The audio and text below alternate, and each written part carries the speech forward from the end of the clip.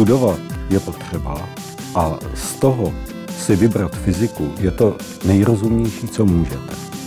Protože matematika je příliš odtažitá. Je samozřejmě skupina lidí, kterým to vyhovuje, ale ona vlastně nezkoumá konkrétní objekt, ona zkoumá věci, které si definuje. Když studujete fyziku, tak studujete ten skutečný základ a když k tomu přidáte tu kosmickou fyziku, tak ta kosmická fyzika žádný ohraničený prostor. Všechny fyzikální systémy v laboratoři jsou v něčem uzavřené, jsou nějakým způsobem limitované. Kdežto tady vy máte kosmický prostor, ničím neohraničený, ničím nelimitovaný a v něm je ten váš měřící přístroj a tento měří.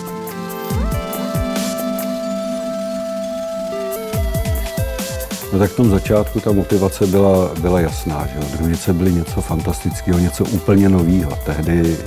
Tehdy prostě se na to všichni dívali jako přístroj na družici, to je přece něco.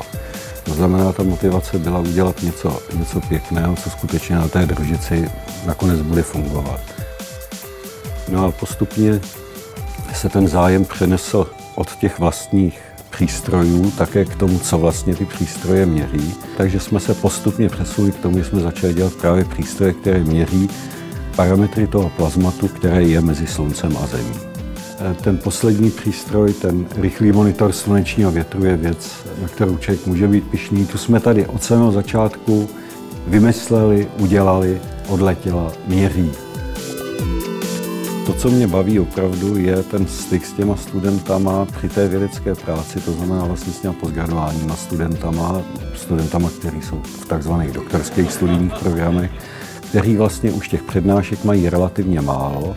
Navíc jsou ty přednášky hodně specializované, oni už mají skutečný zájem, protože oni na základě toho, co se naučí, musí sami něco vytvořit. Takže oni už jsou takový živější, více ptají, už to není taková ta škola. Takže to je věc, která mě baví. To regulérní přednášení, to je vždycky zajímavé první 2-3 roky a potom to chce jako změnit téma.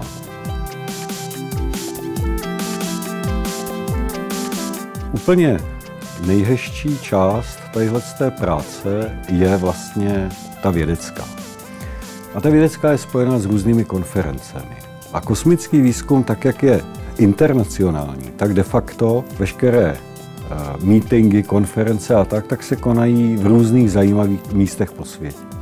Takže já si sice v zásadě moc nevybírám dovolenou, ale ono přece jenom, že odjedete někam na konferenci, vždycky se tam vyšetří třeba jeden den, takže se člověk může podívat trošku po okolí.